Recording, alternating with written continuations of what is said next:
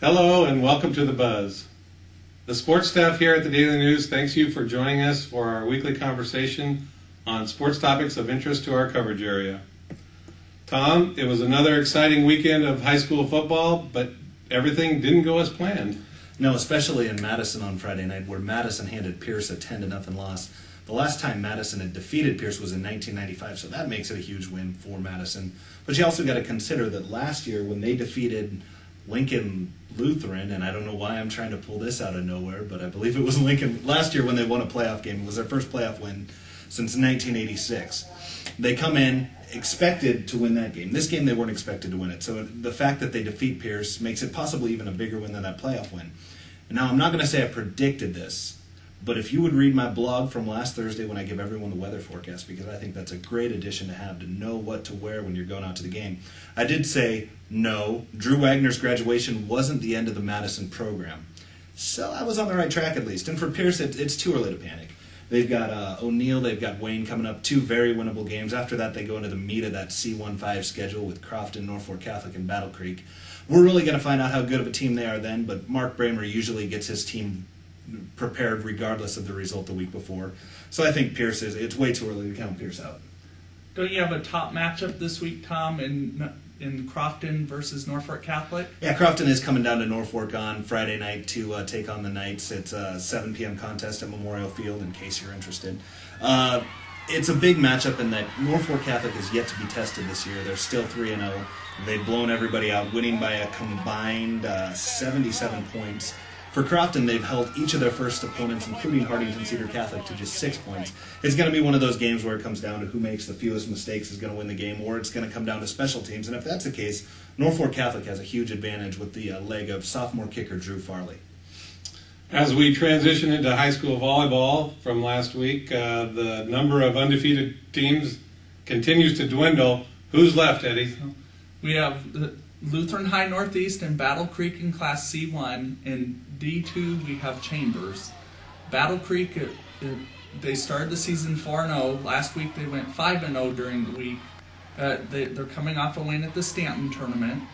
I know, looking at the Stanton tournament, the caliber of competition probably wasn't nearly as high as other years, but the Bravettes survived. So, and this week they have another tough test against number 3 Wisner Pilger. So, Bravettes, that's awesome. I'm thinking about the Smurfs and Smurfette. I shouldn't make fun of a school's mascot, but when they have that Ets on it, it just makes me laugh. Locally, there's a few teams having a good year too, right? Yes, Norfolk Catholic's off to a 11-2 start. They're coming off a championship performance at the Central City Invite. Lutheran High is out 13-0, like I said.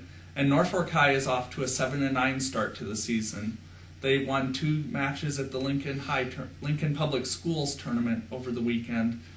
Tuesday night they play at home for the first time this year against Lincoln North Star. All right, I'll slip Tom his one pass for dissing my alma mater, and we will turn to the segment called Shoutouts. My first shout-out this week goes to my second cousin, Leah Conant, and her Wayne State Wildcat volleyball teammates, who improved to 14-2 on the season by winning their 13th straight match on Saturday. That puts them one behind the school record of 14-match winning streak set by the 1991 team. Eddie, what's your first shout-out? Well, it would have to be Melissa Parks and Emily Ashoff of Norfolk High School. The 2 cross-country runners got placed 3rd and 5th individually at the Norfolk High Invite last Friday at Skyview Lake. In 80-degree weather, they ran that 4,000-meter race. Tom, do you have a shout-out? Yeah, I've got the Lutheran High Northeast football team. They were down 12-0 entering the 4th quarter at Wakefield on Friday. They come back to win 13-12, their first win of the season. Always tough win to get is that first one. Jay, what else you got? My second shout-out goes to Tom Olson, who became the all-time wins coach at Norfolk High School, passing the late Hal Cook with 54 wins. And while 54 may not knock you off your socks, but there's no easy gimme wins in Class A, so Tom certainly deserved all 54 of those victories, and kudos to him. Eddie, your next shout-out. I would have to go with the Washington Huskies. Coach Steve Sarkisian drew up an excellent game plan to help his team beat previously ranked number 3 USC 16-13. The Huskies are back on the college football map.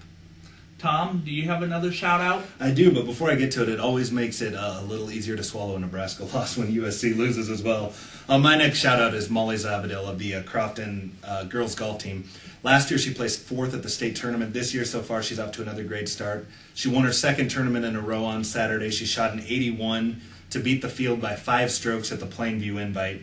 Again, it looks like she's going to do some things. She's just a junior. Jay, final shout out from you. Yes, my final shout out goes to 50-year-old Mark Martin, who won his 5th race of the year, but the first of the 10-race chase for the title.